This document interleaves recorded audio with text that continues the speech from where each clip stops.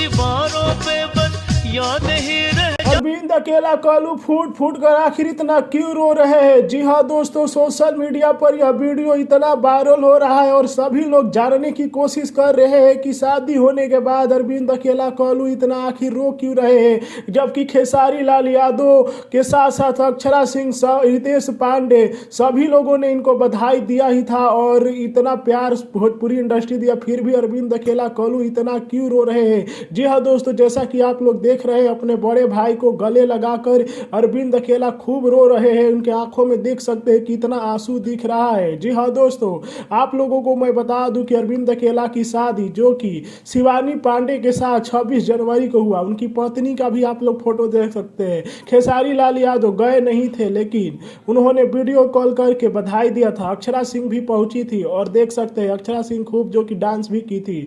आप सबको मैं बताते चलूं कि अरविंद अकेला कल्लू इसलिए रो रहे हैं क्योंकि वे अपने परिवार से बहुत प्यार करते हैं, अपने भाई से बहुत प्यार करते हैं, ये कहना है उनका अरविंद अकेला कल्लू का, जैसा कि आप लोग स्क्रीनशॉट देख सकते हैं। जी हाँ दोस्तों, बाकी आप लोगों का क्या है कहना कि आखिर कल्लू इतना क्यों रो रहे हैं, कमेंट में हमें बताइए।